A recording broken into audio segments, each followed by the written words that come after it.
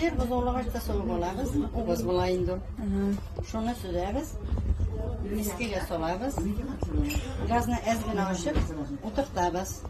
Üzünden bizi eriyince kirmesinge bulup kalap durarız. Ne eriyince bizden ırımşa geliriz.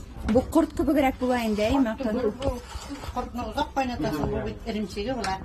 Başta ırımşa girdesin ondan kurtqa Faydalı ırımşıklar bir bak. Birinci süt.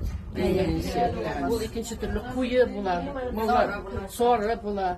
Biz onlarga en birinci şiresen, ondan önce özümüz bile kıymaklar ırımşıklar. Tekke yasadık mı? Bir ırımşık tekesi. Luğuz ırımşıgından. Irımşıgın kıymağını yasırız. Ana duruşmağını yasıydırman ediginde duruşmakla yasamadık bu yollar. Bir temne, bir faydalı.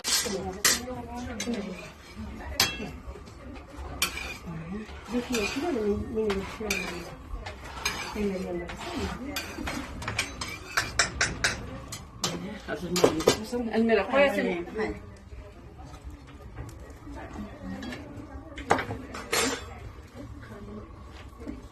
Oi.